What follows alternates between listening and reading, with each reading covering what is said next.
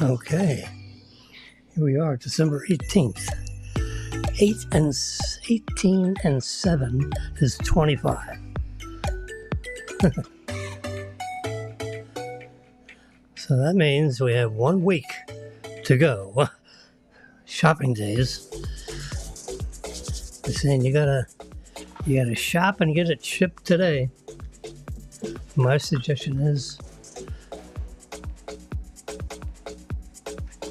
Amazon. Don't go to the store. Go to Amazon. Ship it directly to. You can say gift wrap if you want. Or it's a gift. I think there's a check mark there. Which, let's go find out. I'm going on Amazon right now. Look at that. Is there anything in my cart? My cart is empty. All right, let's go. Let's just go to my orders. And we'll look at something. Like this tool.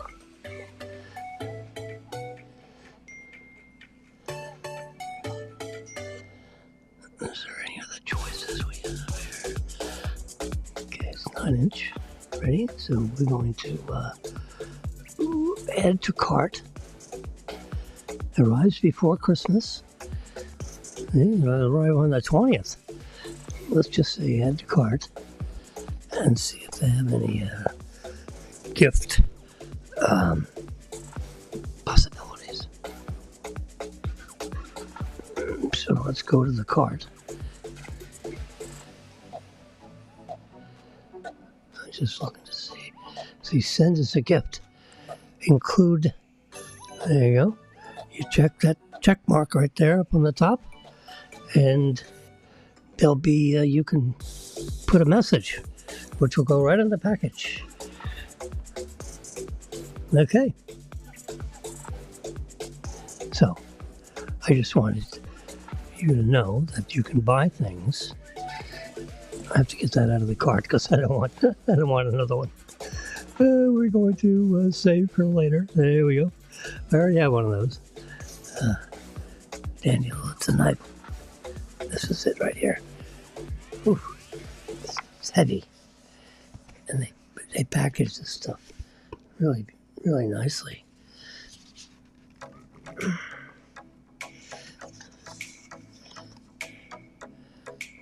A good chef is only as good as their knives. Well, how about that for a little saying? Anyway, so here is this. Let's take this out. This is the sharpening tool. Let's do one of these little rotation things. Let's see if I can get this.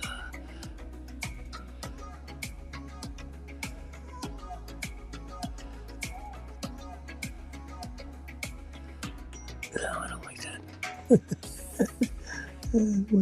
One day I'll have this structure figured out. Oh, there we go. No, I want that switched. I can come right over here and switch it. There we go. So I've got a little one of these and a big one of these because I want you to see this thing. This is the hex-clad cutlery. It's, of the finest cutlery you can buy. And on the back here, ooh, you see right here, 9-inch honing, Honing, honing rod, distributed by Hex-Clad Cookware. Here we go. Los Angeles, California.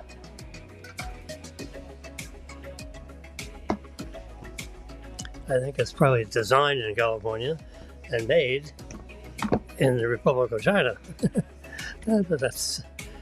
Anyway, this is the honing knife. And it has...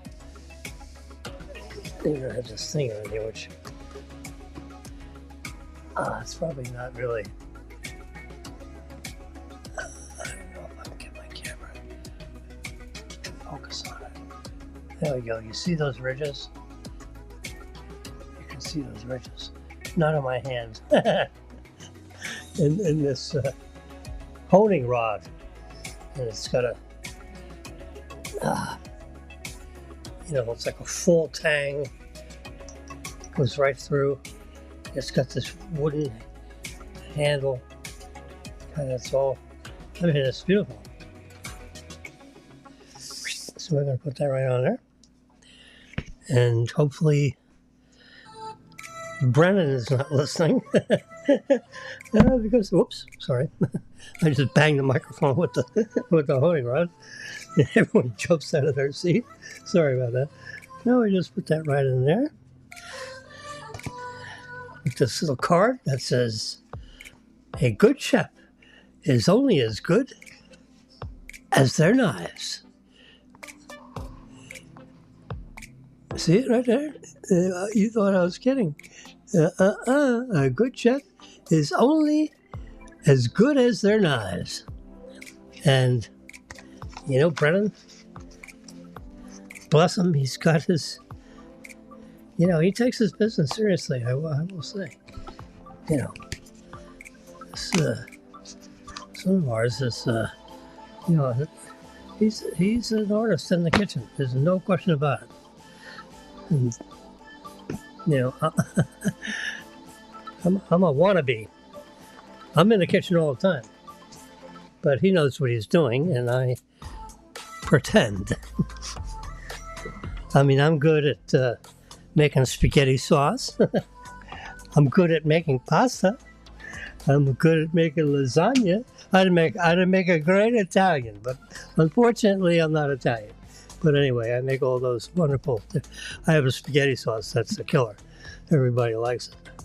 Even number one son, who is very particular, and he likes it.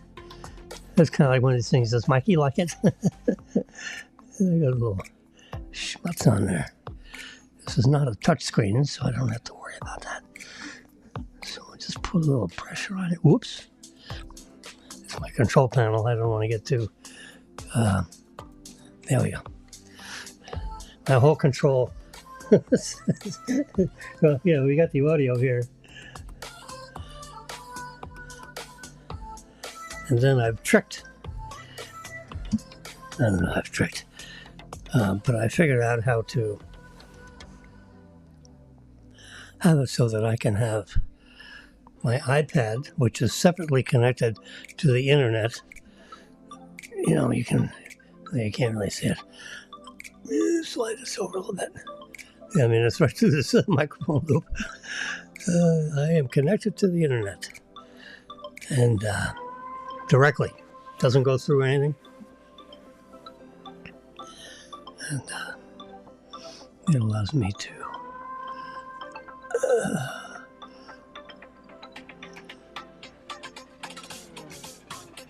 go down here and crop split. There we go. So now they're not like right. There's a little separation here. Easier to see for our audience that is watching what's going on here. We've got, this is a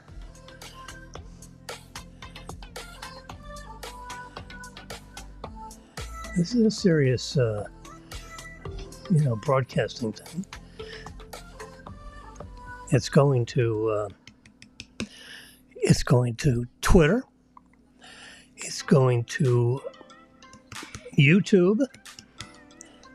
And it's going to, Facebook Live simultaneously. And all three of those are getting this live broadcast right now. And if someone wanted to call in, I'm actually, I should, the one thing manual, well, there's all kinds of things I got to do, but see here, Bluetooth, turn on Bluetooth, and I go down the list, Roadcaster. I just press it right there, bam, it's connected. So now if anyone calls in, I can bring them right into the soundboard. In fact, I'll bring that level right up. And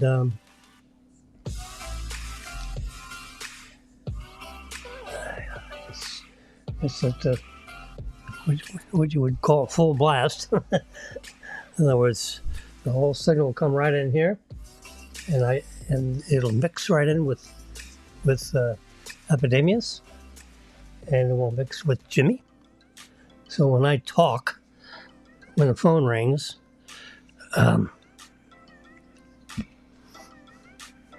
when it answers, Roadcaster will pick it up, and it will come right in here. It'll eliminate the echo because there's a little, there's like a 30 millisecond time lapse for the audio to be floating around in here. So there's a checkbox somewhere. Let me see. Use echo cancellation. There we go. I'm just making sure we're not. Yeah. So when you're doing podcasting, which is what I'm doing actually, I put the microphone back up on the boom instead of having it on this pedestal, because you can hear that. But when the microphone is on this thing, it's like bang, bang, bang, bang. So this way, just the little movements around on the tabletop will not, Now if you bang the boom, that's what you get. Bang the microphone. This microphone is one of the best on the planet.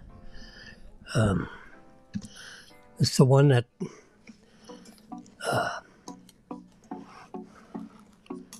Rush Limbaugh used for 30 years or 25 years or lots of years. Rush Limbaugh. And if you see replays of him, it's not the same microphone. Not the exact same. This is the same model, same manufacturer. He had his and I have mine. So I figured if it's good enough for Rush, there's if you go hunting around for microphones, and I've tested probably 25 microphones, 20, lots. And they're coming and going. And they're $300, $400, $500, $600 a piece. So, you got to keep moving around. You don't want to get stuck with one unless you actually want it. So I must say that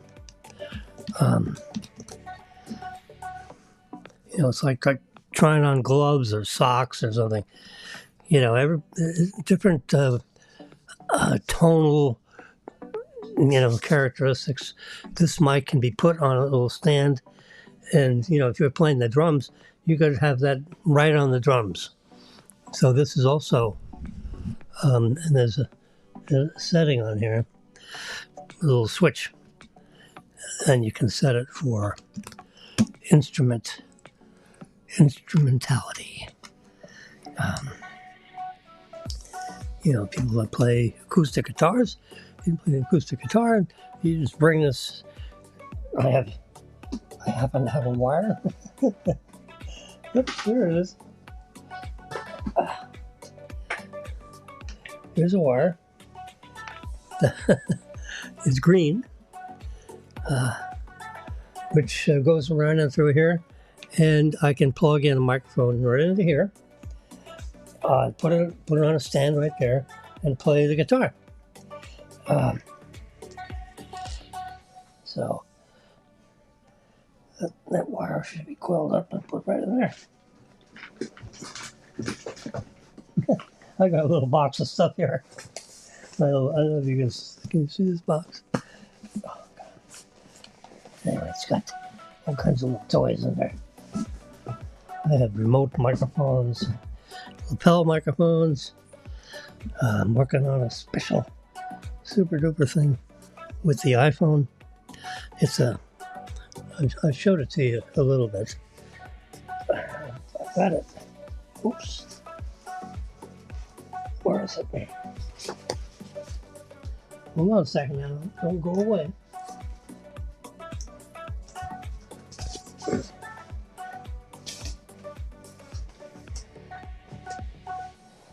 I'm so condensed here. Where is that thing?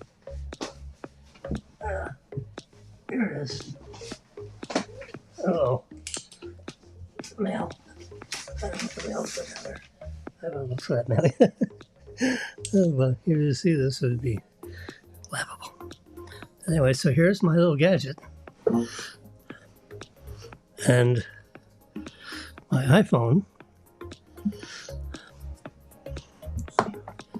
There's a spring-loaded clip right here. If you get my arm out of the way. See right here?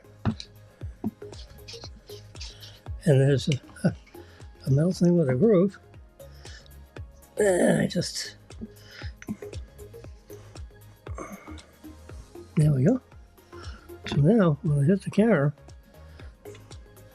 I've got a, steady. See how steady that is?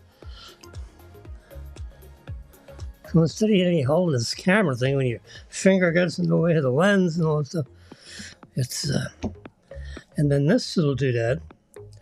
This is a USB-C, and it connects right in there.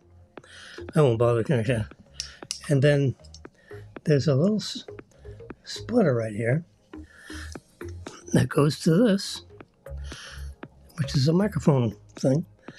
And I have a very directional microphone, which fits right on there. So then the sound is very directional. Only the sound directly in front, instead of this, wide angle. It's like a 120-degree angle of the sound pickup, which, you don't necessarily want that. So this makes for a very, where's the,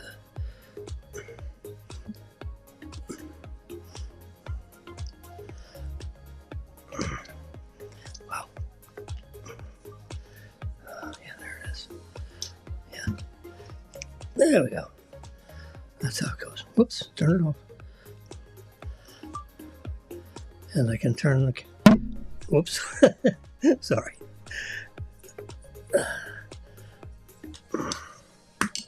Side buttons right there, bingo. So now it's off.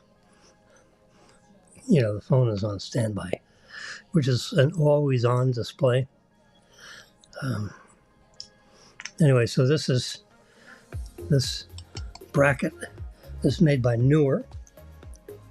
Neewer. It's a very sturdy aluminum frame, so it's not, excessively weighted. It has slots here so you can put a strap, and hang it on your arm or around your neck. It's got different size. It's got 1/4-inch mounting screws, and it's got 3/8-inch mounting screws. It has 3 different positions for like a light or a flash.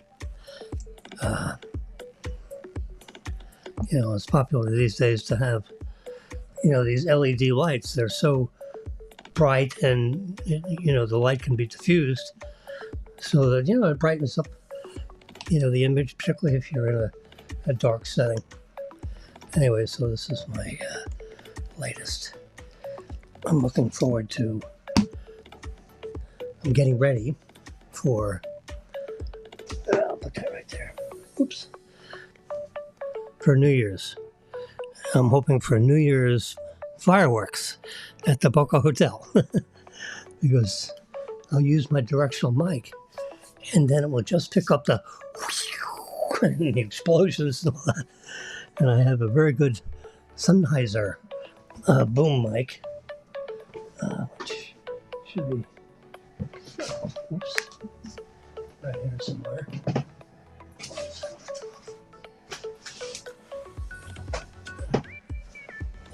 Maybe I put it away.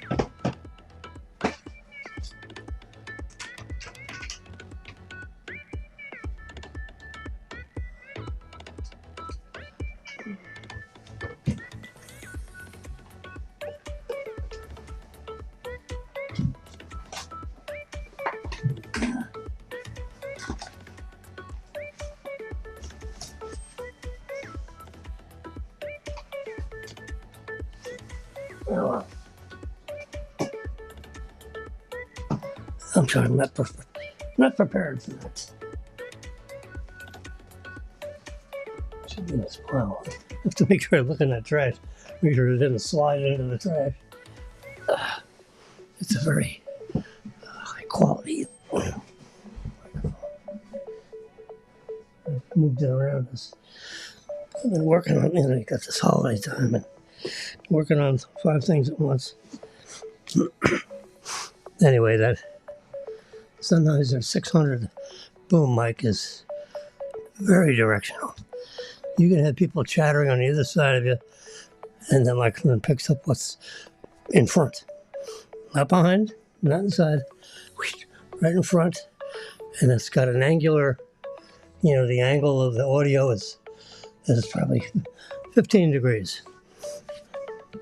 Which, when you get, you can imagine a 15-degree gap, and if you're 5 or 6 feet away from 4 or 5 people, you'll pick up the voice from all of those that are in front of you, because that's about a 15-degree range of the audio. So it's not, like you got to have it on each person, so to speak.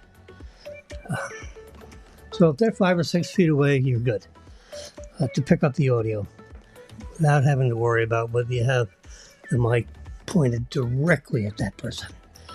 It's not a 2 degree, it's about, I would say 15 degrees.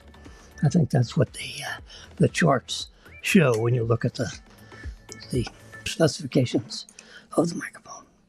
Anyway, so that completes this little setup, with that microphone. And next time I get into chatting, I'll have that microphone in hand and connect it and show you, it's a stick that's, look at this, it's about 7 inches long, about as long as, so, you got the camera this way and the microphone that way. The Apple cameras are so amazing. The people just don't understand that. And I've read a number of articles, and I have them on my. Let me see if I can find it right away. Photos. Shrink that down a little bit. See if I can pick it out. It's right in this group of photos. And it basically is talking about comparing the cameras, matching it against, there it is. There it is. Whoops. Gotta get back here. There we go. So you can see they're matching up this $1,200 iPhone Pro Max. $1,200 is really not the right number. I think it costs about $1,600. Truth be told, because you got to get the tetrabyte of memory, and you got which costs $200 more, and then you got to get a few other options. It brings it up to about $1,700.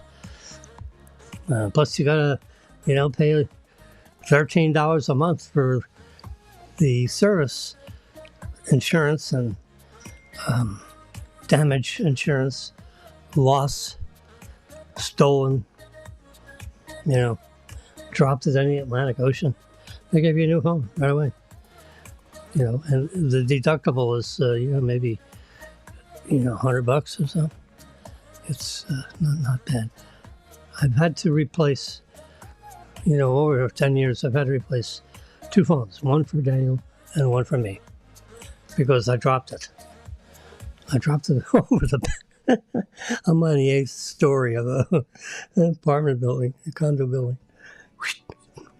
I was taking pictures. I had my arms over the edge of the balcony. Whoop! Slipped right out of my hands. Went down 8 floors. Hit the cement. And that was the end of Jimmy's iPhone. It happened at like 10 or 11 o'clock in the morning. I immediately got in touch with however you replaced the phone. They verified that the account was valid, alive, and boom, it was in the FedEx that day, and I received it the very next day. So I lost the phone over the balcony on a Tuesday, and Wednesday I had a new one. Now you got to go through and put all the passwords back. I mean, it's just but it's better than having to spend another $1,700 on a phone, which, these things are a lot more than a phone, because you can see right here, and I've done it myself. I have, let's see, the camera was $4,506. The camera set up, it was like $6,500. This is $5,300. So that's close enough, for horseshoes. But it definitely matches up with a fine camera as this is.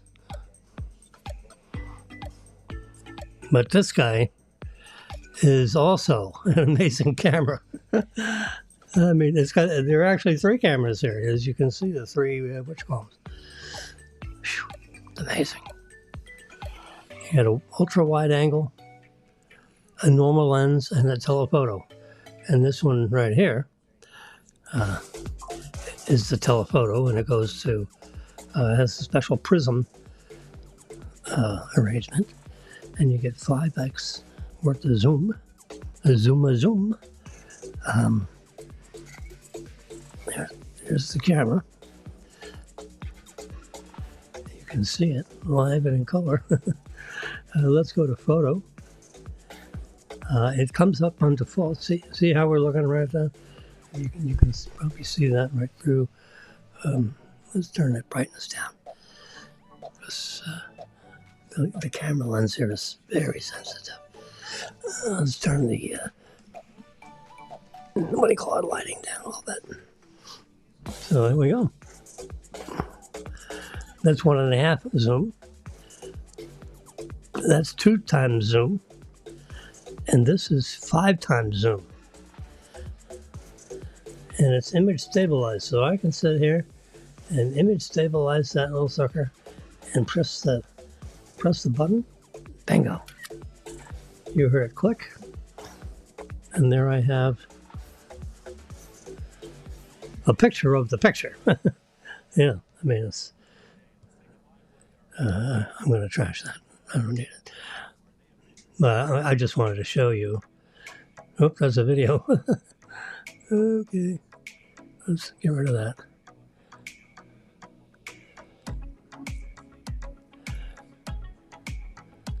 So, you've got here's 0.5. So right here, you can look at my entire setup pretty much. You can see that it's very wide angle. It's also image stabilized. So it takes the shake out. Even though you may be nervous nilly, the image comes out clean as a whistle. So that's 0.5. And you can dial up your zoom to anything you want. So 5 is equivalent to a 120 millimeter lens. At close range, here's this guy. Marilyn's favorite little beetle, which I've incorporated into my, what do you call them there? Let's just take a picture of that. There we go. I should be able to see that guy right in there. Oops. Oopsie. Go back to photos. And it will sync up. And then in a second, you'll see this image pop up on that screen. It takes a couple of minutes. Oh, let's just do recents. It may already be there. Not yet. It'll be there.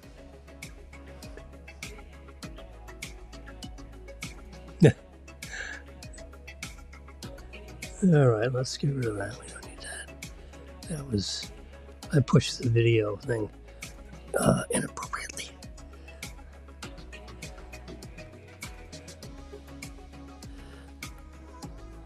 But yeah, I can take that image, edit it. You can watch me edit it right here on the screen. I'd rather edit it on this so you can see what I'm doing.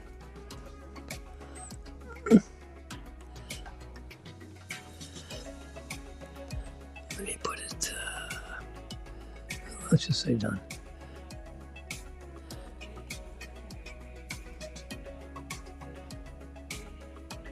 Done.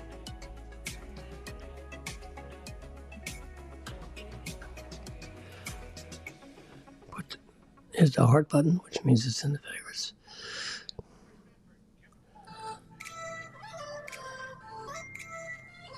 There it is, reasons.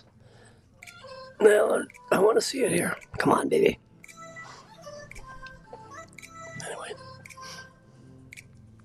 There's lots of news. I mean, there's like news. It's coming right here. There it is, see? So I can click on that. See, there it goes. That's the same picture I took right here. This little guy. And you know, it's got a little fuzzy buzzies all over there. So let's edit it. I'm going to press this second button right there and select Photoshop Express. That's one of my most used. Then I'm going to hit adjustments down here. You know, it's a little bit, you know, what are you going to do? And this will blend in a lot of the, you know, the dust and stuff you see. I'm going to do a little sharpening, and then I'm going to go here on clarity, and I can cut back on clarity. And you can see how, you see all those dust particles? Whoop, we'll go this way and get rid of those guys. Yeah, we don't need any of that. And saturation, and we'll saturate that puppy a little bit. You see the red, the beetle. Yes, sir. I'm just going to say done. Now I'm back in the app that comes with the phone. It's the regular Photos app.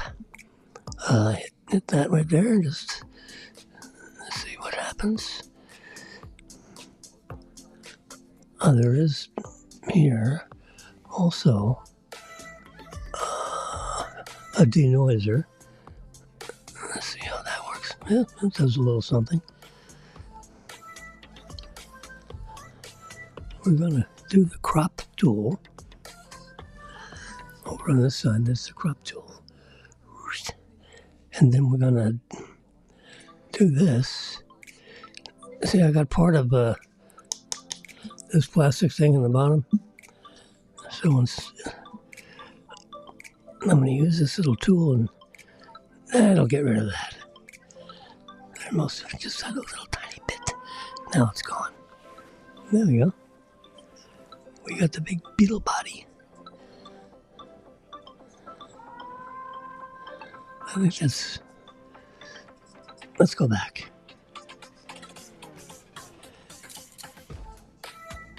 Maybe it'd be better if I turn it a little bit first. Just a little...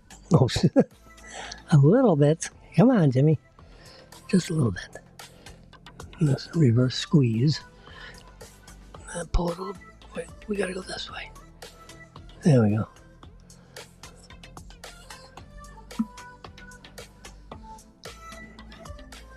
The effect is very similar. So, Whoops. We'll use a little bit of that and a little bit of that in combination. There we go. And I think we're in good shape. We'll say done. It's added to the favorites. And now, I mean, with the iPhone, it's like, I mean, the iPhone is a magical piece of equipment you can have in your pocket. It's not only a communication device, it is a very powerful portable computer. I mean, you can pick up all your internet. You can, you guys already know all this. I mean, the text messaging to me is just spectacular.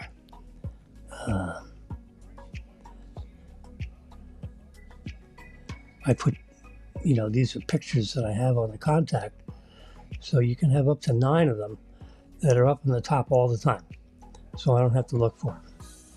This right here, with Marilyn with the hat on, that when I send them, when anybody in this group sends a text,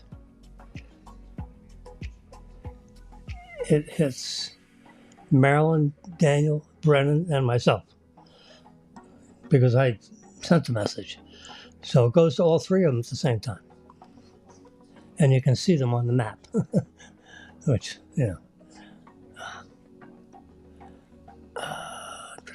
here's a bigger group, which includes Judy Gore.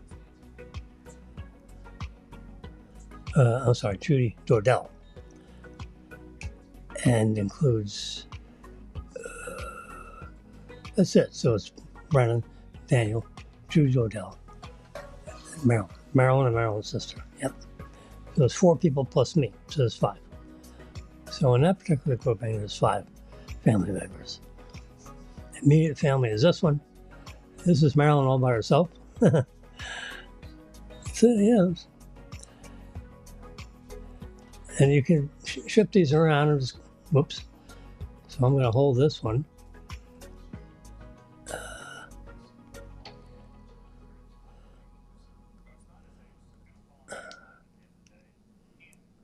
There we go, I'm moving it.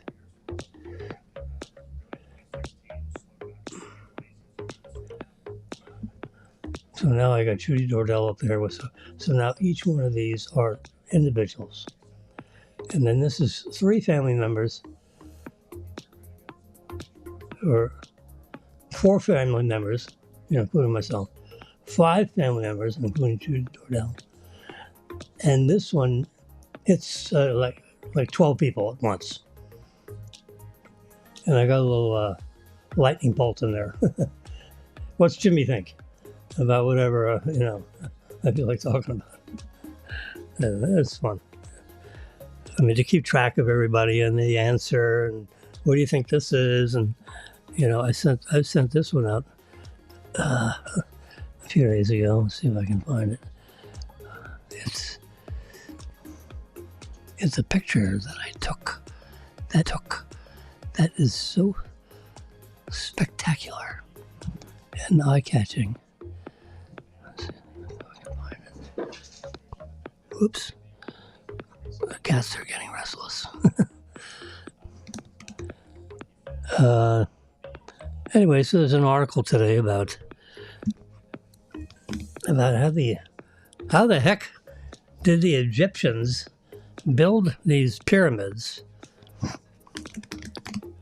out of 2,300 solid blocks of limestone that weigh 4,000 pounds apiece. Now we can do the math. We've calculated that's a tetrahedron. This is the bottom and 4 sides on the top. They call that a tetrahedron. So with that tetrahedron, I'm getting my trusty calculator out here. Of course, I can do it here. That'd be more interesting. There's 2,300 blocks in that tetrahedron, if you count all the blocks. And they're big. You know, they're 4,000-pound solid blocks of limestone. And it was, the source of the limestone is like 2,000 miles north. So how did they get it all the way down the Nile River and then pile them up on the pyramid? How'd they do that without, crushing themselves? Anyway, so 2,300 stones that weigh 4,000 times 4,000 pounds. They're 2 tons a block. Oh boy, that's 9,200,000 pounds. 9 million pounds of solid limestone contained in 2,300 blocks. And they have built in all these caverns, and, you pull this, this stone lever down, and sand seals off the passageways so you can't get to the crypt, because it's supposed to be, like a burial, but it's not below ground. It's, on the desert with 2,300 pounds of limestone. And there's a hole in there, a little bit bigger, about the size of this mug. So I would say that's 3 inches across, 3 inches. So it's a 3-inch diameter hole that points up into the sky, and is constant. And what's in the middle so remember, you're looking through. It could be 300 feet of solid limestone, and they've drilled out this hole. And in the middle of that hole, when you're looking at the sky, you look right through that opening. And what do you see? The North Star. And 360 days out of the year, with the rotation of the Earth and all that stuff, the North Star is right in the middle of that puppy. Now, how did they figure out how to do that 3,000 years ago? And supposedly this primitive society. Well, I have a theory. You're not going to want to hear my theory, but I'm going to tell you anyway. I go back to the photos. And I think part of the theory is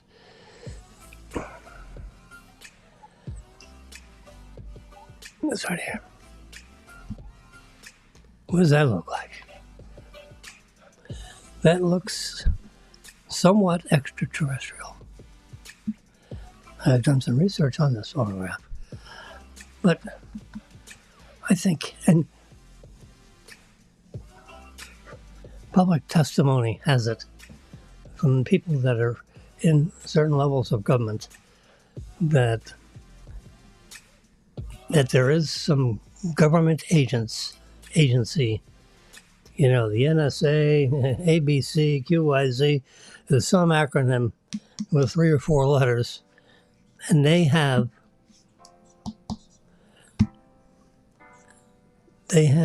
components of extraterrestrial vessels that have crashed into our atmosphere, and we've got them in a warehouse. I want to see them. Why not? I've also learned that if you examine the material, the metal, the firm substance, I'm a physical chemist, so I understand. I'm trying to wordsmith this conversation to be at least a little tiny bit technically accurate. But the surface, this material, the shell of the flying saucer, let's call it a flying saucer because it has a saucer shape. The metal is of no metal that we have on our periodic table. In other words, when you examine the material under an electron microscope, the photons, neutrons, and electrons of the atoms, literally, the atoms that make up the piece of the shell, is of no metals that we have on Earth that we know about. I mean, maybe it's in the center of the Earth, but we've never gone there. That's supposedly molten. But anyway, wherever this flying saucer was manufactured, in whatever society, whatever social, I mean, just imagine. You hear a flying saucer, and they caught him and they see him and it's fast. But let's just relax a minute and think. Just imagine that there is a society of people, of living things that mined this material, purified this material, rolled it out, flattened it out, did everything to create this saucer shape, drilled holes and things in it around for sensory, whatever. I don't know what the architecture is of those things, but I can see that it's so this is not a flying saucer here, but it looks like it could be. And it created quite a stir because the image was captured by, remember we landed a rover, a rolling, robotically controlled artificial intelligence. How about that? AI. We've had AI a long time. It's just, we didn't call it AI, 15, 20 years ago. We just called it robotics. Anyway, the rover helicopter,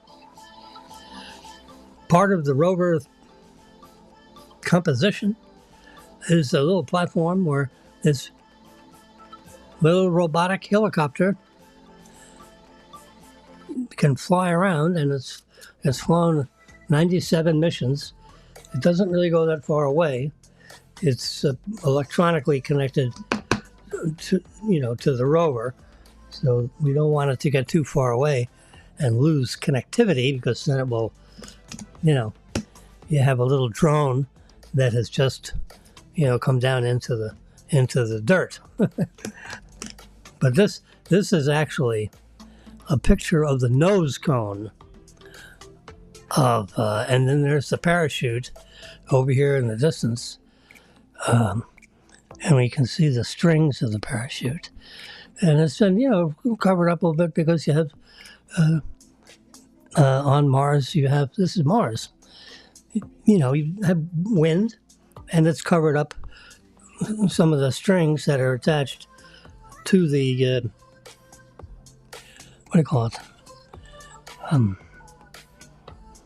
The parachute that slowed down this devil when it landed on Mars. So the rover and the drone that's attached that can fly around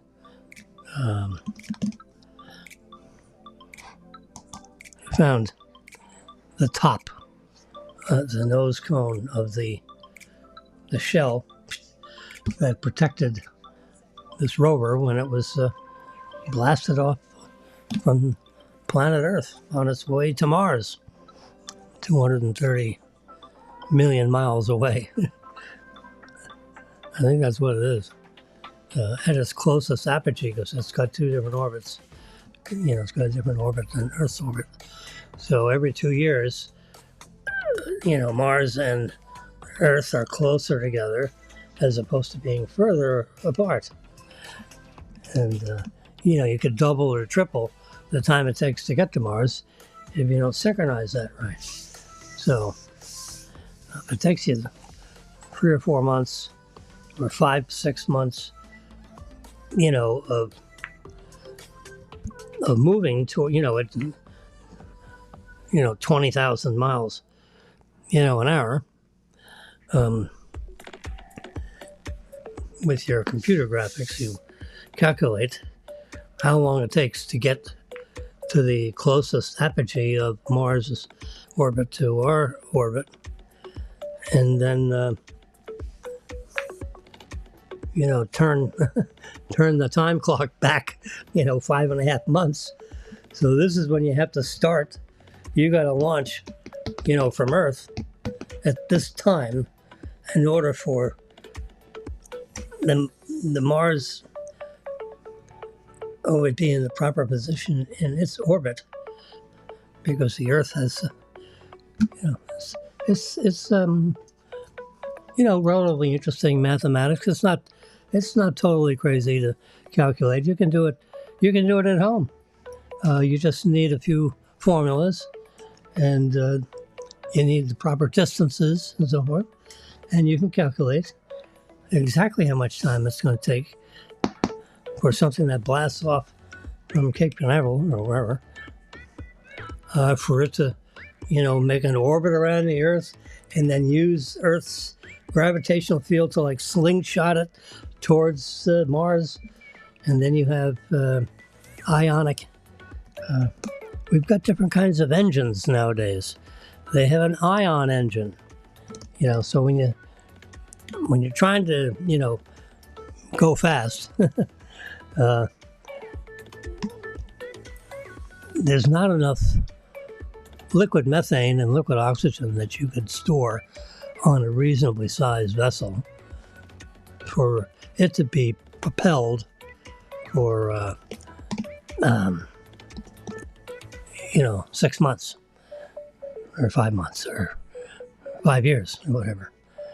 So we have created, it's relatively recently, like the last couple of years, engines that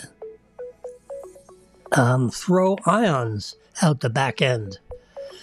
And the theory of, all this, propulsion businesses, if you're sitting in a wagon and you want to go, and you're sitting in a wagon, and this is the front of the wagon, and behind me is the back of the wagon. Now I've got a brick in my hand, and if I throw it forward, assuming the wheels on the wagon don't have a lot of resistance, they're really fine ball bearings. So when you throw that brick out this way, you go that way. That's the law of physics. For every action, there's an equal but opposite reaction. And that's the throwing the brick off the wagon business.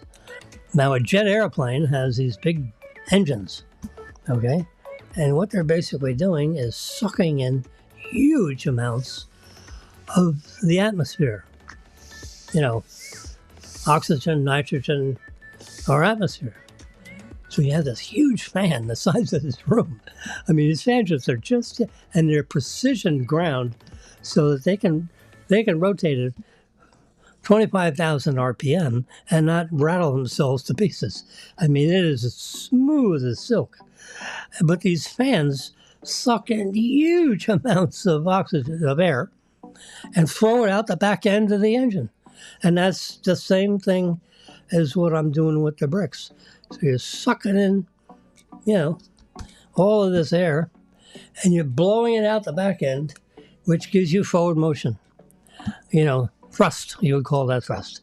So if you have 4 engines, or 2 big engines, they're sucking in air, it's throwing it out the back end, and the weight, the mass of that air that's going out the back end of the engine and the fuel that's exploded, because it's fuel and ignition and all that business, which makes the fan spin even faster. I mean, it's like these jet engines are precision controlled explosion because that's constantly exploding. It's not a pulse. It's, there's a constant flow of fuel, and there's an ignition thing that starts the burning of the fuel.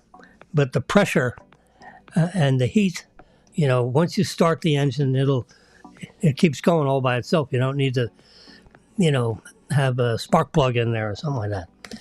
You only need that to start it. But once that engine runs, and those engines run for maybe 20 or 30 minutes before, the pilot will rev it up to where it would have the thrust 80%, 90% of the capacity of the engine when you're ready to take off. And you release the brakes, and all of a sudden you start rolling down the runway. But you got to get to about 130, 140 miles an hour on the ground before you can rotate that puppy, and lift off. It's very exciting. Don't do it in bad weather. Because you don't know which way the winds are blowing necessarily. And, they got windows in the front of those airplanes for a reason. It's nice to see what's in front of you. What the hell? The pilots don't sit in the back of the plane. I had this friend of mine, I don't know where he is. I don't even know if he's still on this planet, but his name is Tony Brown. And he was an airline pilot.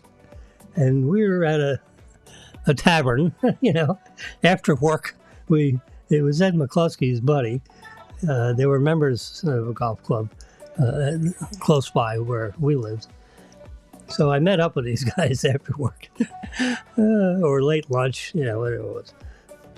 So Tony Brown was off, and so he, how the pilots stand in front of the airplane and people come up, they come in, how are you, and then they walk by you and they go with their bags and go sit down. Hello, how are you, ma'am? And I hope you had a nice lunch.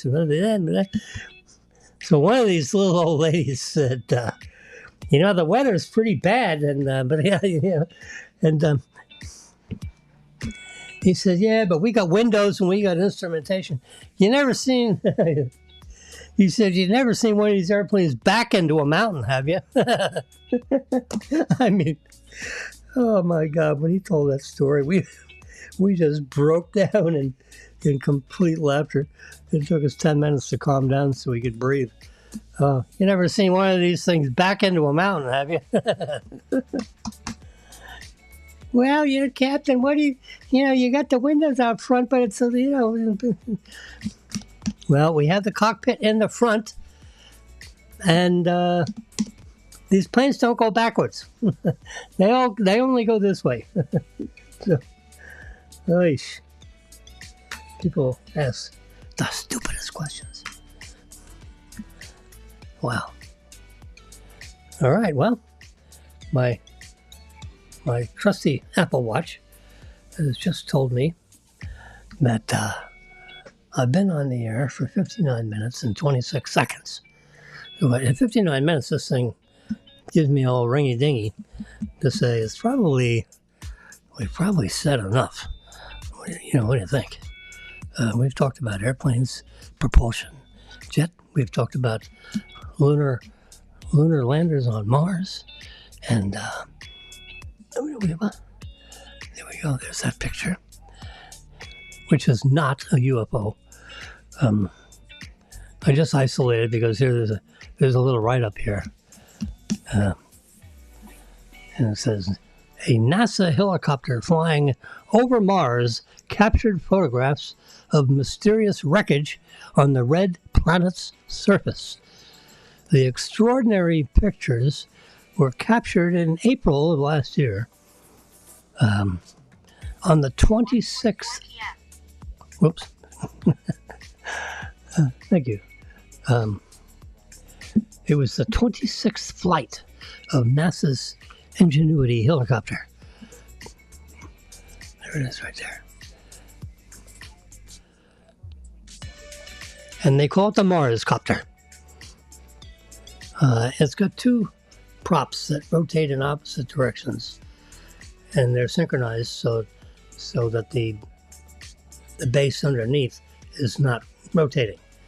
So the same amount of energy that's spinning this way is applied to the prop underneath, which spins this way, giving it lift and synchronization so the copter doesn't spin one way or the other. If you didn't have the second prop, the body of the helicopter would rotate in an opposite direction from the rotation of the prop, above it. So they have one that's spinning right below it, so that energy balances out, so the helicopter body can be stationary and take pictures, whatever. Now, a drone has four props on either side, two in the front and two in the back, and the body in the middle. And those props rotate in opposite directions, similarly, so that the front of the drone is always facing forward, with cameras on and so forth, and you can look up, you can look down. But the quadcopter, with the technology we have these days, the servo mechanisms are so good that you can have two props, one above and one below. I'm surprised there may be a patent infringement issue. I'm surprised DJI, the world famous drone manufacturer in China, and those drones are unbelievable. I have one in a little case right here. It's got, the batteries, 3 batteries, a charger, so, you pay an extra $100 and you get this nice case that's, this keeps everything in one place. And it take right off out of your hand. It can fly 5 miles away. Now, there's no way. Now, the NASA rule is, you can fly this as long as it's in line of sight. Well, officer, it went that way. There's no way you can see this little, gadget that's this big and maybe that thick, and it's off 5 miles away? Are you kidding me? I'd be lucky if I can see a truck, much less this little character.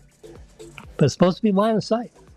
Now, you have unbelievable sensors on these things, so they won't crash into things. And cameras, so you can be in 4K live video watching the shows. I had goggles. I tested out these goggles for a couple of months, and the goggles receive the signal from the camera, and they go into the goggles, and the impression that you have is that you're in the cockpit of this drone. And of course, you got little things with the thumbs, pull it up, pull it down, left, right, these little thumb doodles. But you're wearing goggles, and it's like you're in the cockpit of the drone. It's like you've been miniaturized and stuffed in the front of the drone, because the images are coming in these goggles, these stereo goggles. And if you turn the drone this way, you feel yourself leaning, because it's an amazing immersive experience. So if you buy a $2,000 or $1,500 drone, spend an extra $300 and get the goggles, because the experience is breathtaking. There's more advanced drones, like the Aspire drones made by DJI. It's just like it's like the BMW. I have the Volkswagen version. But they got a BMW version, which is the Aspire. They call it Aspire. And you can actually have two controllers. And one guy flies the drone, and then the other guy's got another set of controllers to control the camera. So this guy's flying this way, and he can turn his head looking this way as you're flying that. So the guy, you're gonna have two guys, both with goggles on, and they're looking at the camera.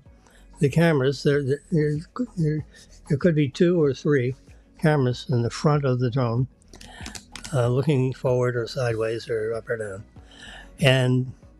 But you can have a separate pilot that operates the cameras, and this pilot operates where the drone is going, up, down, left, right, coming back at you, whatever, flying backwards. The drones can maneuver around all kinds of different directions, up to literally 5 miles away, and you get the stereo visuals. I mean, the video quality is, and it's a stupid little thing. It's amazing. The drone costs, $700. The best lightweight drone, and it's a 200. Get this, it only weighs 249 grams, which is like 8 ounces. It's like the weight of a letter, At 250 grams, you have to have a pilot's license to operate the drone. Now, it's not like a pilot's license like you're going to fly a commercial airline. But it's the FAA has requirements that you have so much experience and you understand the aerodynamics of the drone and the weather and, all these things, and crashing into people, and, how to obey the laws and the rules. And where do you find the rules? Now, DJI provides geofencing, with their mapping. So we're right on the edge. I mean, I'm literally 100 feet. No, let's say I'm 300 feet outside of the geofencing where I wouldn't be able to fly the drone because it's too close to the airport. And DJI has, geofencing software. When you update the program, it also updates the maps. And the geofencing is, the red zone is you can't fly in there. So the drone will go, it's like an invisible shield. You can't get inside that geofence. And, to protect the airplanes. These drones only supposed to go 400 feet in altitude. But it creates a geofencing that could be, like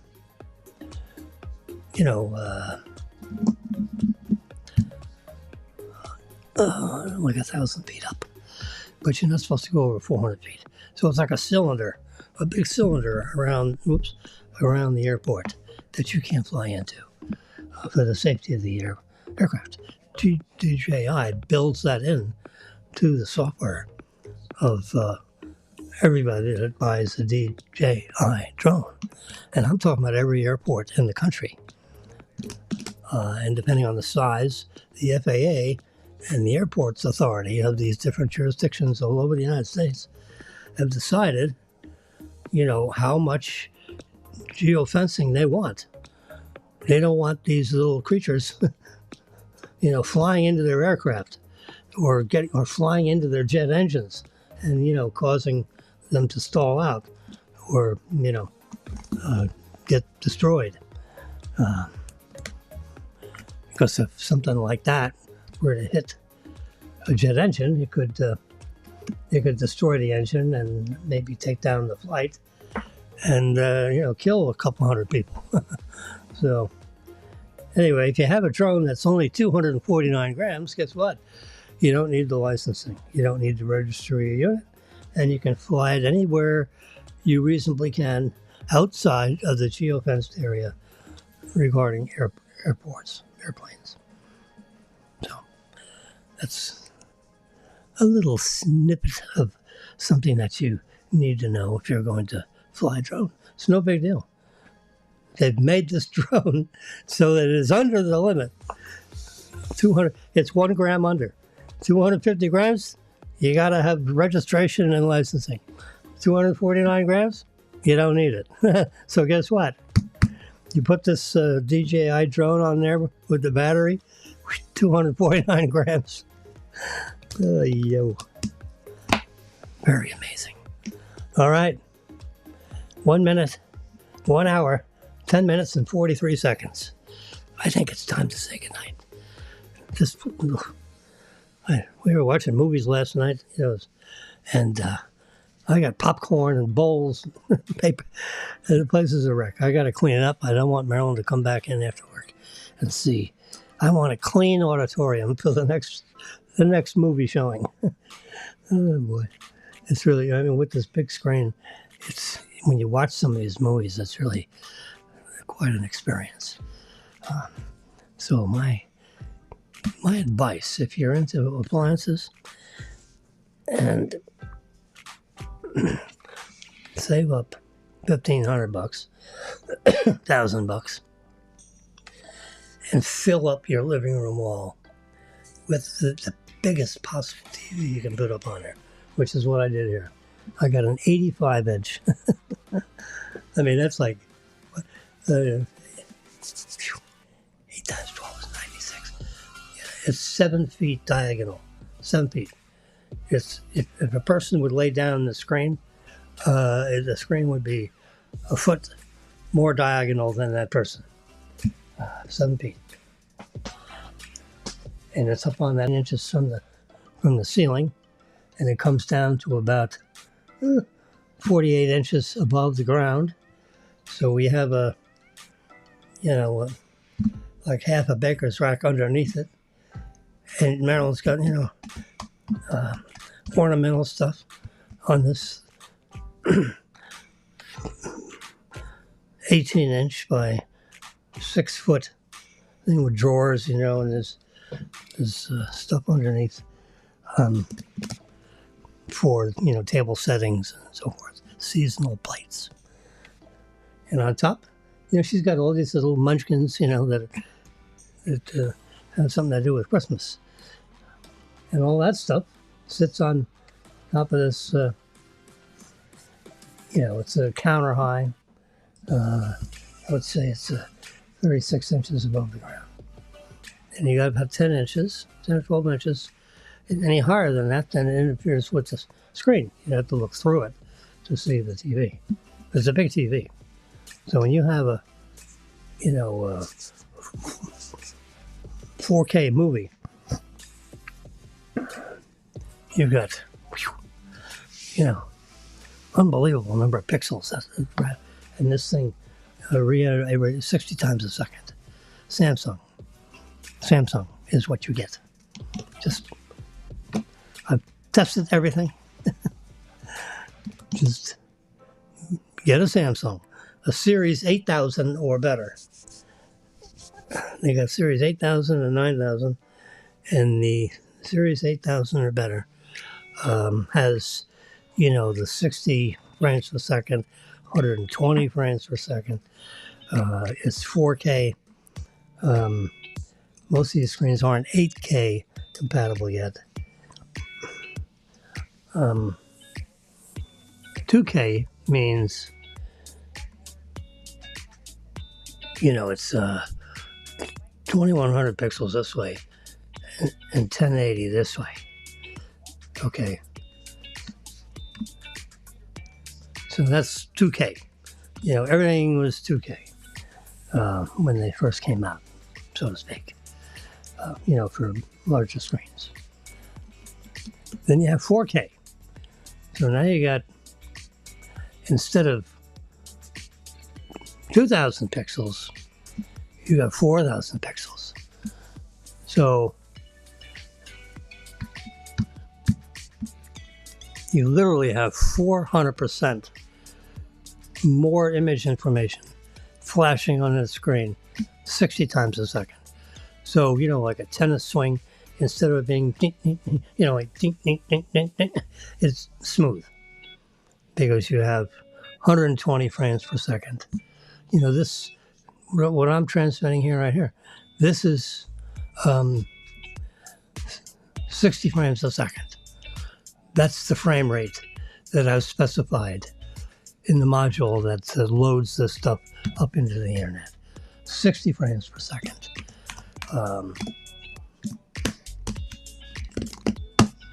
And it's full 2K. So which is good. It's got a very decent amount of detail. You can see everything that's going on. You see this print, and the call 416-1100 join the conversation. You call that number, this phone rings, it comes right into the soundboard, and I'm talking to you live in color. Marilyn called me one day to find out something, and I'm on air, and it's right on there. I said, Marilyn, control what you say, because you're live and you're on the air. It's amazing how we can do this in a little space that's 6 foot wide and 24 inches deep. I've got this little studio thing on this. Marilyn's got the other 2 feet of the table because it's a 6 foot by 4 foot table. And I said, I drew a line. I put this blue tape.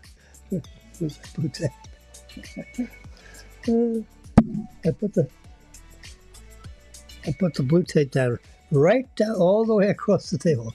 I said, this is my side, that's your side. So I'm going to build this up with all this equipment. Whoops, sorry. And that side is yours, and this side is mine. Is that everybody good with that? She said, yep. I said, all right. You got that 24 inches, and I got this 24 inches. I look south, she looks north. We look right across at each other. Except I'd have to look through this computer screen. Anyway, when she does her Zoom calls, she does them from her little studio thing over there. I do it right here. If anybody wanted to Zoom with me, no one's Zooming with me lately. They should, but they're not. Okay, 1 hour 17 minutes and 44 seconds. I'm counting, and I'm going to stop. I've got all kinds of things to talk about, but I think we'll save it till tomorrow, because there's lots to talk about. And it's 2:02. You can see it on my Monday afternoon, 2:02 p.m., December 18th. It's time and date stamped right there in living color, red, white, and blue. How about that, huh? Anyway, so that Mars picture is not a flying saucer. And I've got information from NASA that verifies that is not a flying saucer. But we do have materials from wrecked flying saucer, if you will, UFOs, with body parts of the beings that were inside those vessels that are non-human.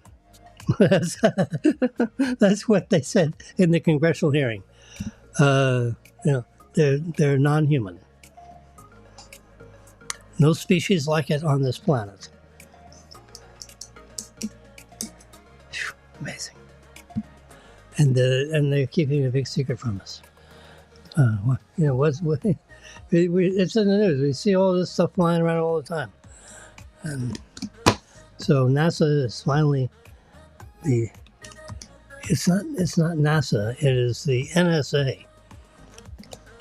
The National Security Agency is part of that, that gobbledygook, that Trump calls, the swamp. You got to get those swamp creatures out of there because they're controlling too much of what goes on.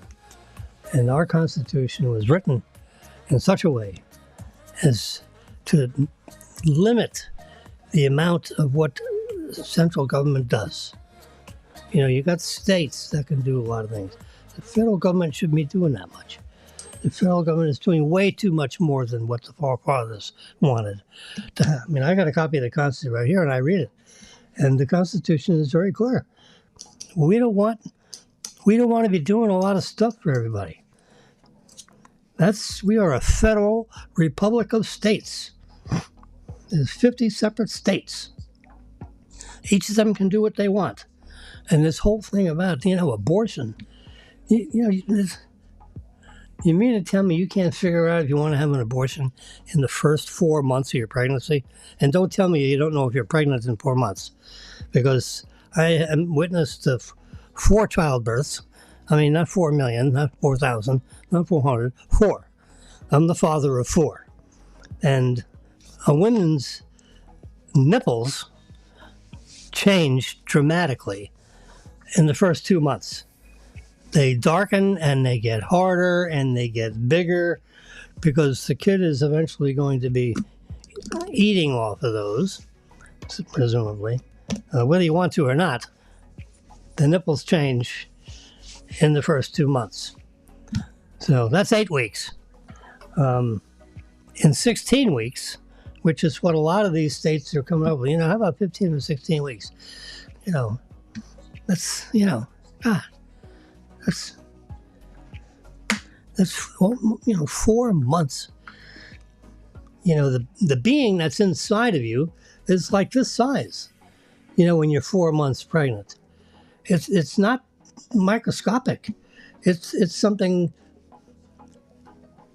squeeze it a little bit. It's about that size. It's, a couple of thumbs.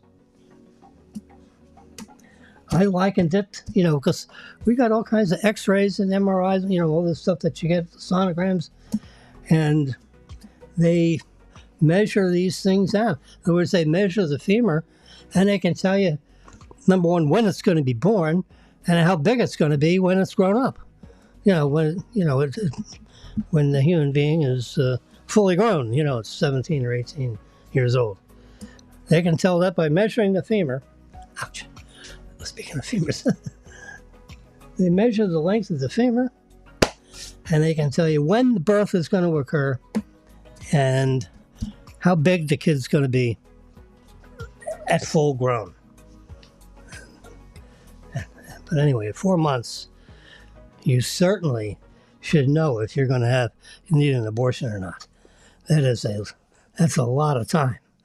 You can't be killing these babies, when they're 6 months pregnancy.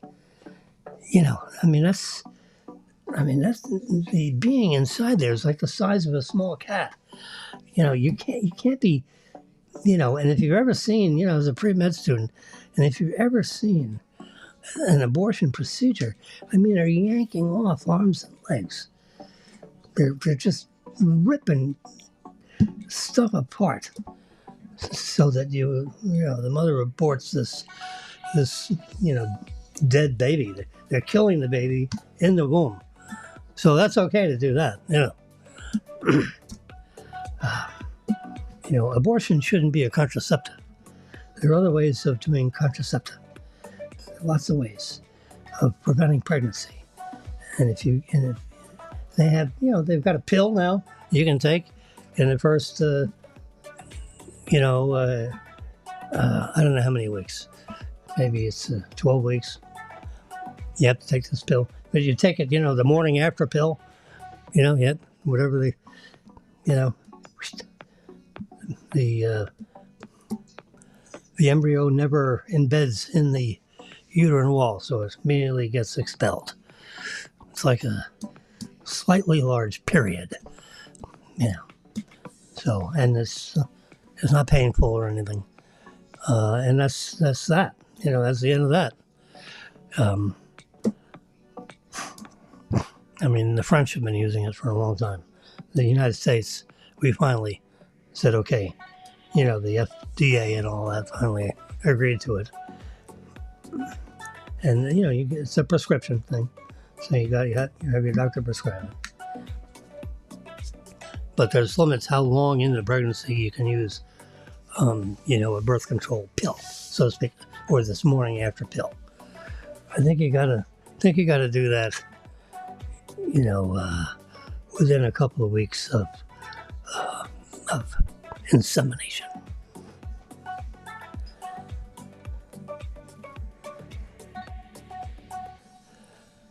So that's all I'm going to say on that topic.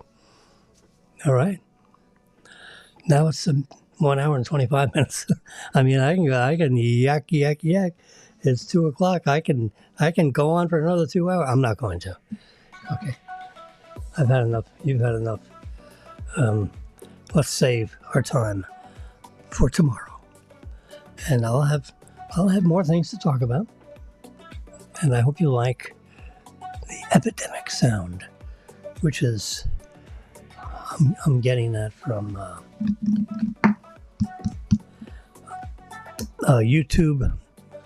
YouTube Music. I have it blended, YouTube. If you have I'm going to call it if you have an upgraded version of YouTube, it permits you to live broadcast into, like I'm doing right now. And it also tells you to listen to all kinds of music. Well, this one thing is called epidemic sound, which I learned on the internet. There was this fellow that is an experienced podcaster, and he mentioned this epidemic sound. It's royalty free. So I've got hours and hours worth of this epidemic sound, which I have as a background. And it's not so much, there's a technology reason why I have this playing in the background. Number one, it gives me the ability to take a breath. So if I'm not saying anything, or I have my back to I'm looking for some stuff over here. There is a constant level of sound that's going through the soundboard that's being transmitted, and that keeps the airwave, the hose, there's a constant pressure in the hose. Just think of the internet as a hose. I've got this hose going out into the internet, and it branches off into a whole bunch of places where it repeats the signal instantaneously. And so if I have this background sound, it keeps the fluid flowing through the hose while I'm, when I'm talking, and I have video. It's a complicated waveform. I mean, it's a lot of data, that's going through. I can see it on my computer thing here. I pushed 4.26 gigabytes of information through the pipe. And this, I have this sliders there. I can turn it down, I can turn it up. And I keep it, the sound level right there. And that way there's a little background sound. It keeps water flowing through the pipe so the pipe doesn't collapse, and you lose your connections.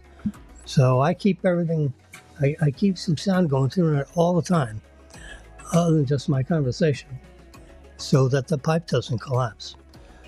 4.28 gigabytes so far with this broadcast. And 3 gigabytes up and 1 gigabyte down.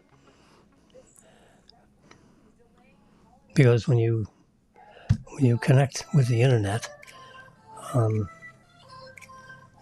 information comes back to you,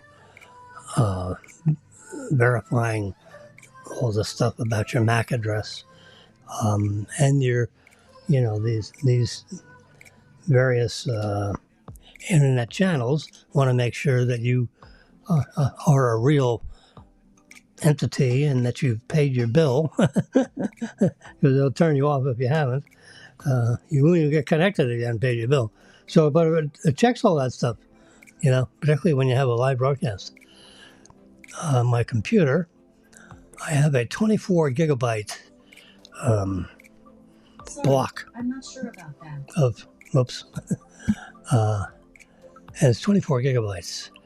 And there's 12.37 gigabytes being used currently to conduct all this stuff that's going on. So that's why I got this huge amount of, most computers you buy that's 8 gigabytes of memory, you think, oh my God, that's a lot. Well, it's not a lot. And, it used to be a lot 10 years ago. But if you want to run a podcasting thing through your Mac, which I'm doing right now, with the Roadcaster 2 and all the, the connectivities and yeah, the crowd likes it. Anyway, I'm using 12.4 gigabytes of that 24 gigabytes of memory. So I'm using half of it, which is exactly what I wanted, to know, is how much excess memory, because, when you have the different applications open, it takes a little piece of memory and puts it aside, in case you want to, if you're using numbers or lettered pages, or I got a whole row of different apps that can be open. If you open a few of them, the amount of core memory that you're using goes from, 12.4 to 14.2 to 18. So you want to make sure that you've got enough headroom, what I call headroom, so that if something else in a message comes through, let's click on messages. I have 105 of them. Ready? Let's see.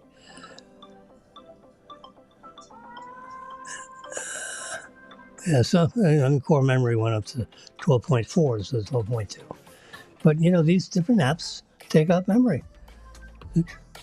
I sent Daniel, this is a message between Daniel and myself, my number 3 son.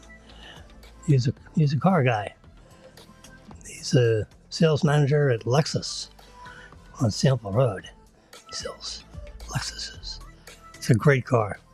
It's one of my favorite cars that I've ever had during my driving years. I'm still driving, but I have a Tesla right now. And if Lexus had a Tesla, I would buy a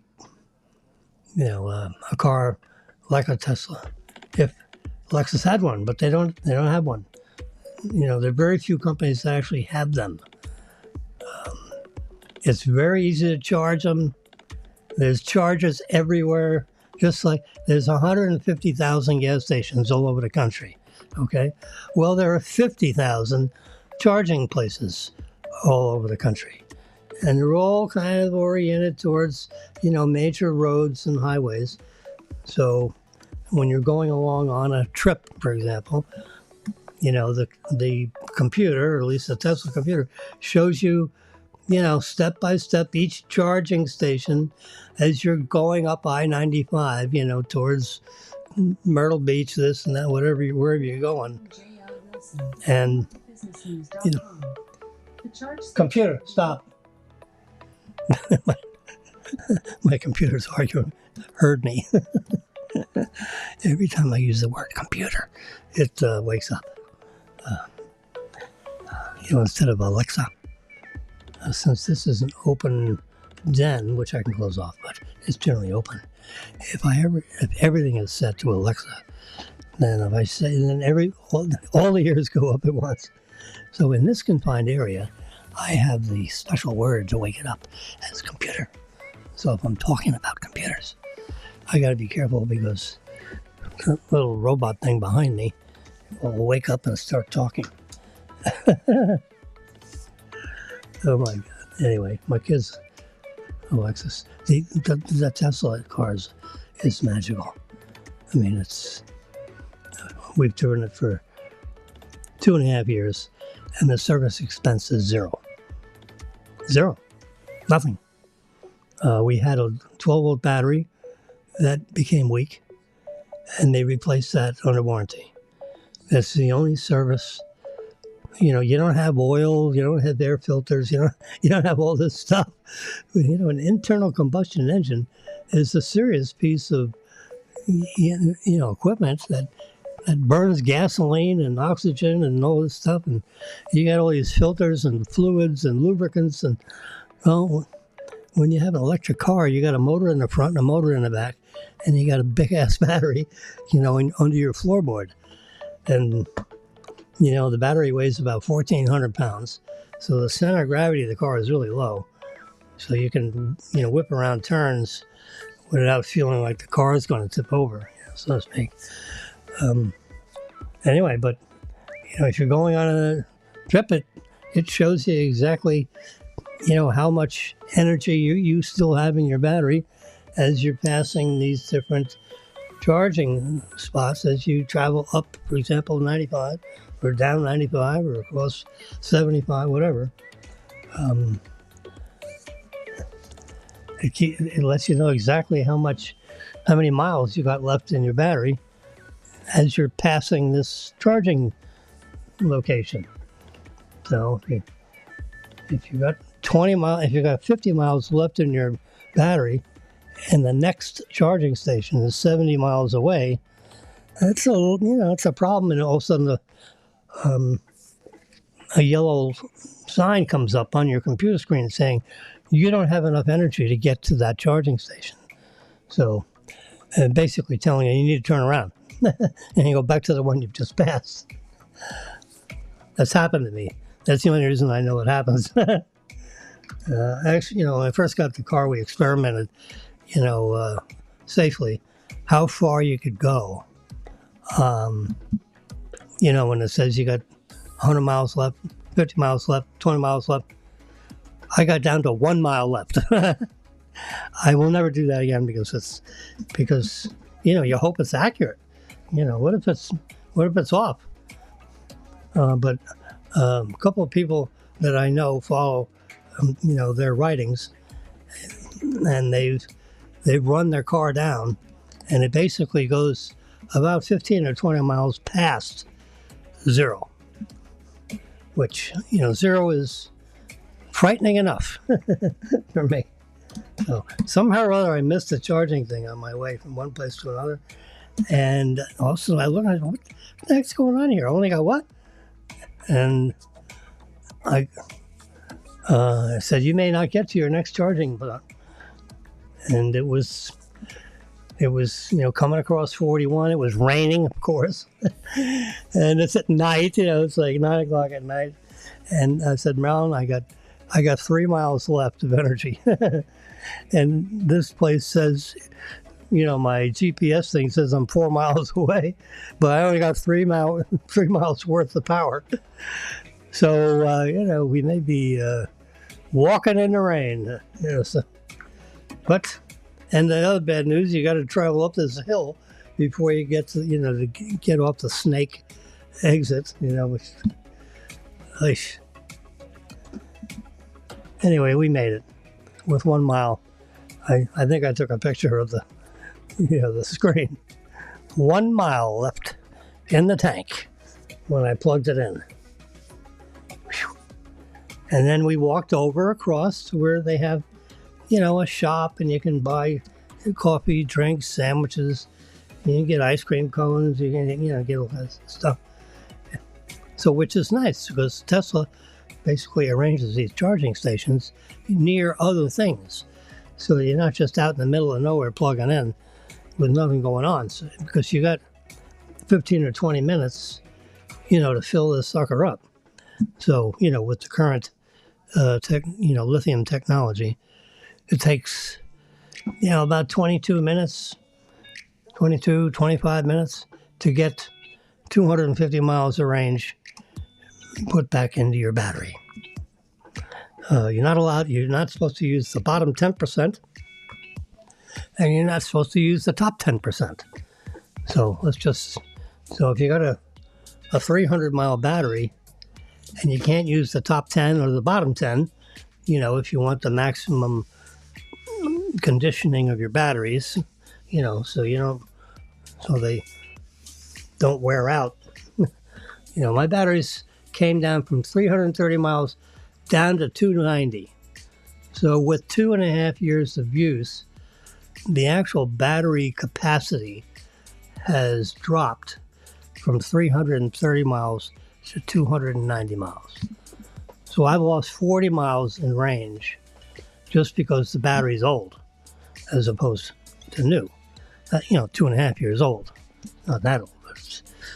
But it has stabilized at about 290 because it's not getting the last 3,000 miles. And as they have with the Tesla app, you can see this on your phone, and you can see it in the car if you in the car. But you can actually see it in the app on the phone. I can look at it right now. And it's parked in Maryland's parking lot at the bank. Whether she's driving or whether it's stationary, it doesn't matter. Anyway, so I've lost 40 miles of range. So with a 336-mile battery, I'm down to 290, and I can't use the bottom, let's round up to 300, and I can't use the top 10, and I shouldn't use the bottom 10, because you don't want to run out to zero. You don't want to do that. And you don't want to charge it 100% all the time either. That's why they mean don't use the top 10% and don't use the bottom 10%. So you use the middle 80%. So with a 300-mile battery, used to be 336 miles, now it's 300. I'm rounding up just for simple math. So if you got 80% is what you can use, what's 3 times 8? 240. So that's about what we got. We got 240, 250 miles worth of range we can put in that battery when we pull it. So, that's not terrible. I would much rather have more range. Even though they got chargers everywhere. They got gas stations everywhere. Do you drive in there, you go in there and buy a car and say, I only want a 8-gallon gas tank or 9-gallon gas tank? You wouldn't do that. And we got 160,000 gas stations, 150,000 gas stations all over the country. And even with all those gas stations, you still don't go in there and say, I'll take the car with the 10-gallon gas tank. Really? They all have 17-gallon, 20-gallon, 22-gallon gas tanks. So you have 400 or 500 miles worth of potential range. Because you don't want to be going to the gas station 3 times a week. If you're driving the little miles that we drive, it seems like you're in the charging station, 2 or 3 times a week. Which is enough. If you had a smaller battery, you'd be charging it more often. Now, if you happen to have a house, if you own a house or rent a house, or you're in a house with a garage, and you wire yourself up with a 50-amp circuit, and every night you can plug in, that's different. So every night you plug in, and every night and every morning when you drive out with the car, presumably, you've got, 250 or 300 miles worth of range every day because you plug in overnight. Or maybe you plug in every other night, because you don't need to fill it up every single night. And remember, you don't fill it all the way up. You only go to 90%. Or if you had a charger in a garage, your home garage, maybe you only go to 80% because you don't need to. Now, you're allowed to go up to the 100% if you're going on a trip or something. Well, that's fine. But for everyday use, they would prefer that you charge to 80%. That's just the messages that they send down through, the internet, which goes into the car computer and comes up on a message board for you. That's the nice thing about those cars, too, is they want to upgrade the car, they send a signal. There's 2 million cars. These cars don't have to drive into a service center. They push a button, and it goes out to all the cars. It goes to, they're different cars with, different equipment, so the software is slightly different. But on the Tesla app right now, see if there's a software update. Let's see, live camera mode. You can kind of see what I'm looking at here. I can do it right on this thing. I think I have a Tesla app. There it is. Bingo. You can see the panel's the size, it's the shape of the phone. There it is. You can see it right over there. So, you refer people, you get 6 months of free juice. Refer someone to either lease or buy a car. I have a feeling it's buy a car. I haven't logged in this iPad as a key. Your phone is your key. There's no key. When you buy the car, this is what you get. I mean, closing the car takes, like 5 minutes because all the paperwork is done in advance on the internet. You read everything, you sign everything, ouch, and send it back, to Tesla, using the Tesla app. So when this is what you get when you buy a Tesla, a credit card. And it's not a credit card. It's a card that when you put up on the column between the front and rear window, that column, you just tap that card in the column and it opens the card. They even have a little graphic there that shows you, tapping the card on the column. And then they have a lock and unlock. You can see that little doodad. I put a little label on there, so in case I lose the card, maybe someone would send it back to me. You can buy them for $15 a piece if you need extras. But that's to, that's like emergency. So I keep that on the very outside pocket, so that way I can just put this little package, my wallet thing where I have my credit cards, I can just put that right up against this column, and the car will lock, unlock, or start, or whatever. So, your phone is your key. Let's see. Security and drivers. So I can touch that. Oh, I'm sorry. I want to look at it here. Security and drivers. So, Sentry mode, which means all the cameras are running simultaneously. On this app, I can see left, right, front, rear. And the lenses are a little wet, so it must be raining out there. And around the outside, let's see.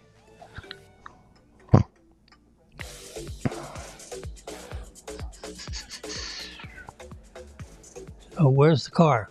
I can press location. Bingo, right there. It's in Maryland's parking lot. Those are the two buildings.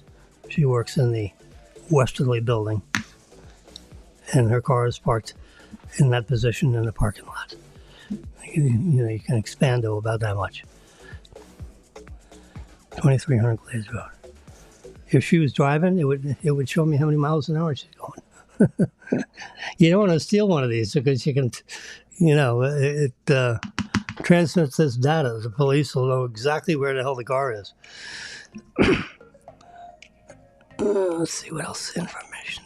Interesting information. See service right here. The only history we got is in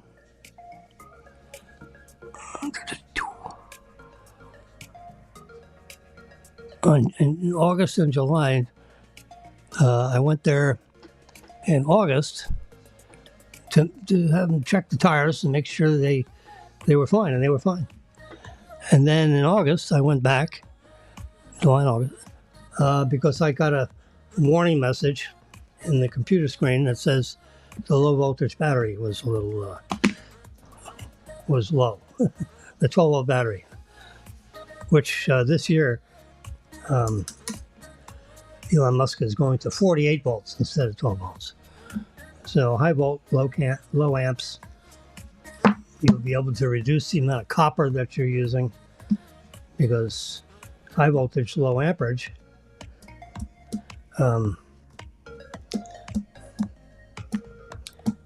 power is IR squared, R squared. So if same amount of power, you need, the square of the radius of the copper.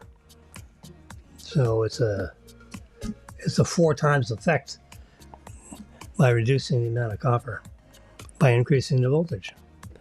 And they just haven't done it because, They had the clickers and they were all set for 12 volts, and the lights are all set for 12. Well, things have changed a little bit because now, the clickers don't have to be set.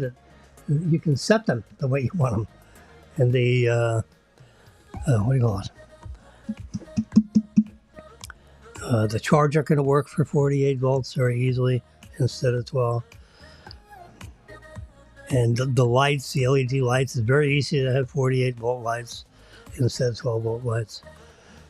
So everybody will be switching to, Elon has set the pace. So he's basically set the pace for the electric cars.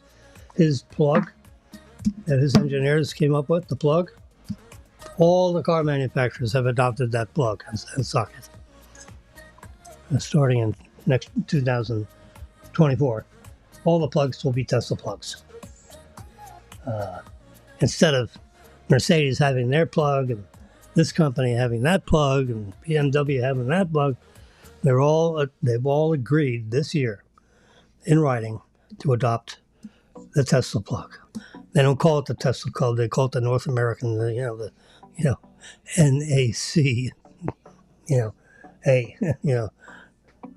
North American plug. I forget the acronym, but it has something to do with North America. So that's cool, so all these other car manufacturers get the benefit of the fact that Tesla has built, a $7 or $8 billion electric, car energy utility. Now you pay, you have to have your credit card information logged into your car's computer so that when you plug in, because there's no swiping with a Tesla charger. All you do is there's a box with a wire. It's a hollow box. You've seen what a Tesla charger station looks like, and you plug it in, and that's what happens. And when it's done, it immediately hits your credit card for somewhere between $5 and $16. Based on I think they bill at like 14 cents per kilowatt. 40 cents per kilowatt. Our home rates is 13 cents per kilowatt. Charging station is 40 cents per kilowatt.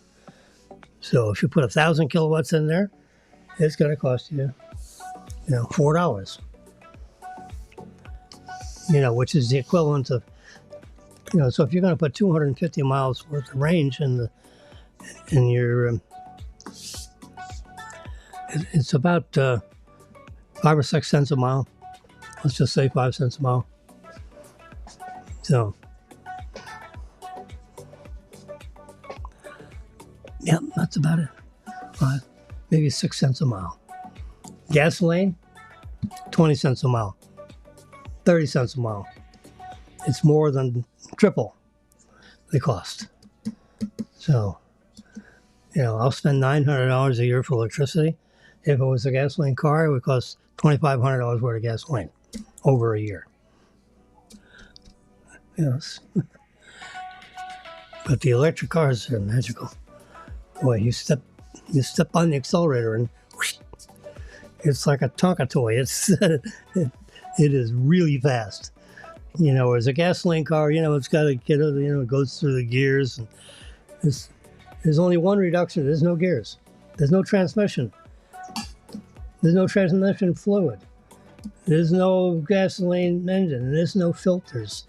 There's no lubrication. There's one gear reduction. It goes from 5,000 RPM to 500 RPM. It's a 10 to 1. It's actually 9 points, but it's really close to 10 to 1. Every 10 revolutions of the motor is 1 rotation of the shaft that connects to the wheels. And, there's some kind of a clutch arrangement that, so when you're stopped, the motor just isn't like, like jammed up with it. I actually don't know. I need to figure that out because it's a question I've had for a while. When I have it so that when I stop the car, it brakes. And it's called like brake mode. You can have it, push mode, where it's constantly going to creep, I think it's called. So when you let up on the brake pedal, if you use the brake pedal, the car will creep forward. I have it on brake mode. So, because I don't really use the brake, I use the regenerative. I just lift my foot off the accelerator and the car comes to a stop. So the magic, the sensation in learning how to drive the car is when you lift up your foot, how many feet in front of you do you need for the car to come to a comfortable stop? It's like driving a golf cart. You let up on the accelerator and the golf cart slows down. You step on the pedal, it goes faster. You lift up, it goes slower. So it's what they call, or at least what I'm calling, single pedal driving. Now, when I'm sitting there stopped, I'll move my foot over to the brake pedal. Just for the heck of it. Even though I have it on brake mode, I just, you got to have your foot somewhere. So I rest it on the brake pedal. And then when the light turns green, I'll move my foot over the accelerator and start to push down depending on, what's in front of me. So single pedal driving is really quite nice. And when you let up on the accelerator, because you want to brake, you want the car to brake, energy goes back into the battery. Well, there's an app somewhere, and I run about 13% regeneration.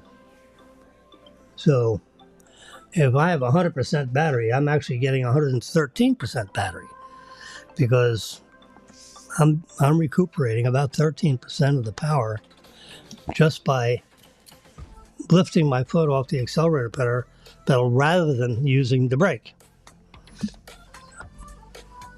Now, when you hit the brake pedal, if you need to use the brake pedal, you can. And of course, if you take your foot off the accelerator, you're going to get regenerative braking, but you're also using the brake pedal, which is converting kinetic energy into heat. That's basically what a brake pedal is. It's a way to convert forward kinetic energy into heat. Energy's got E equals mc squared, right? Einstein's theory. You gotta, energy doesn't disappear. So if it's not going to be in forward motion, the alternative is heat. So that's what a brake pedal does. It's got brake pads and it's got a rotor and it's got maybe some fins and stuff in there because it's rotating to keep things cool. So you're basically, if you've ever seen a race car, going around the track, when the sun is down, you can actually see the rotors glowing red from the brake pads that are being applied onto the rotors. The pads are glowing red hot. And they're temperature sensors that go to people that watch that.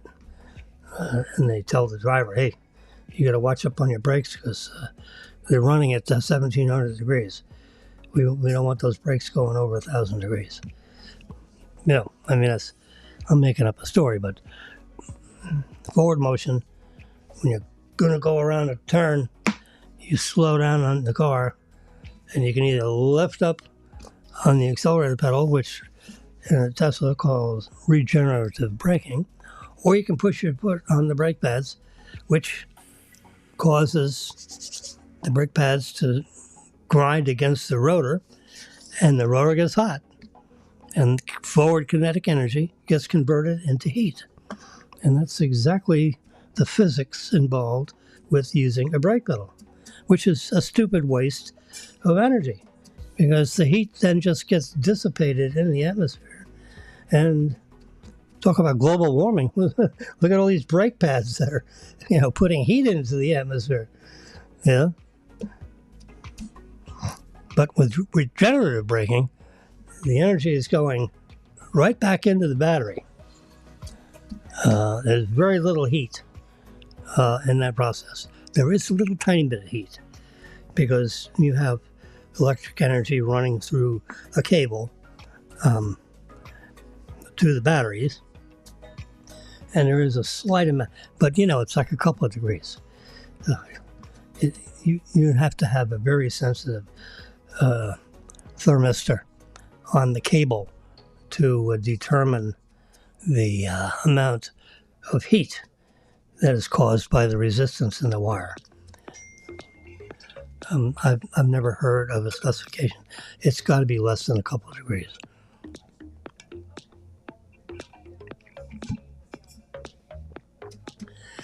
Because I've never heard of anyone complaining about that. But that is a question. That is a trick question for the geniuses at Tesla. How much heat is dissipated in the wires during regenerative braking? That is a great question. I'm going to send that to Elon Musk. There's an equation for that. I just don't know how many kilowatts. I could kind of calculate it.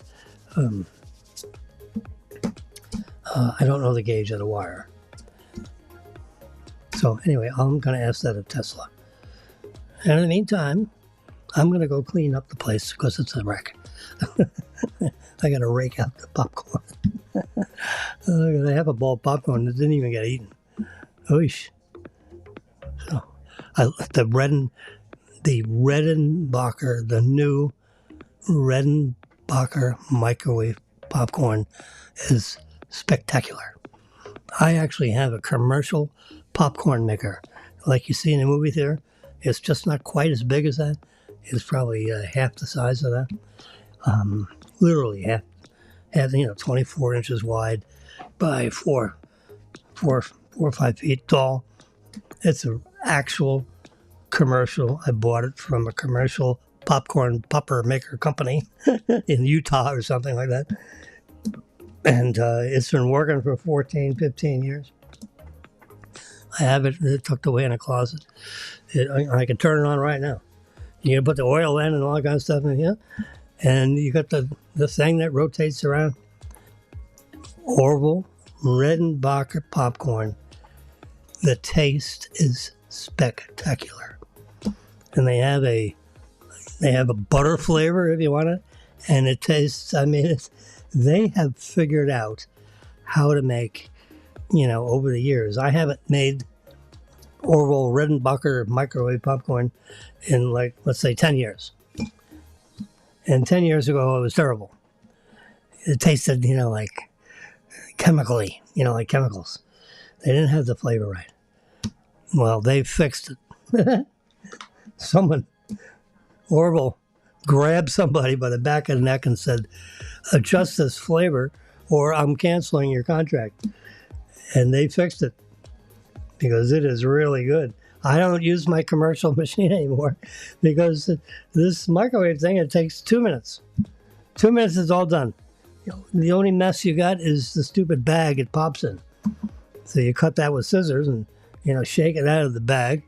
And so if you've got an exciting movie and you're both eating popcorn, so, take a 2-minute break and go make another bag of popcorn.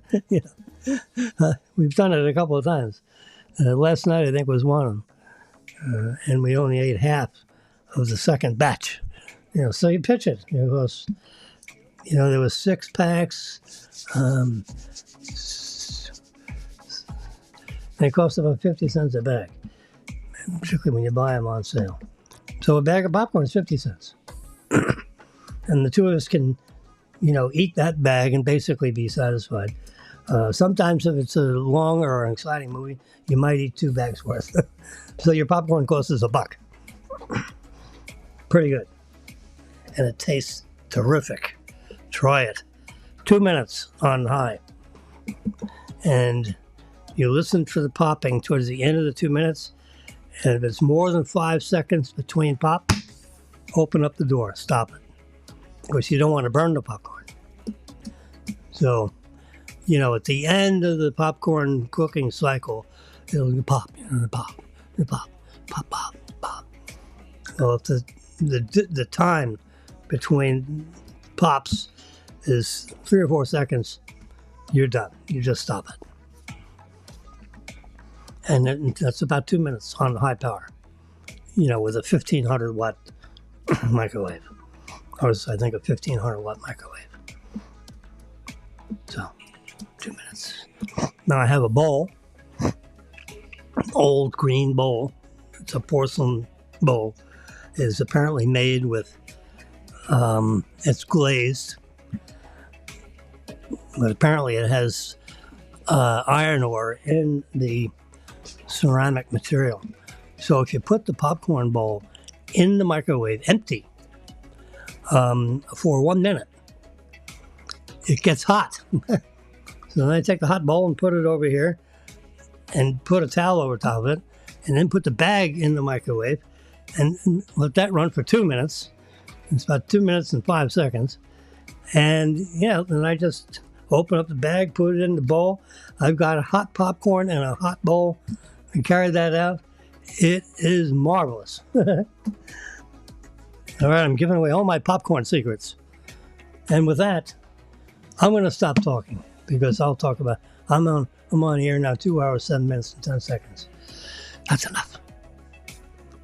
Good night, everybody.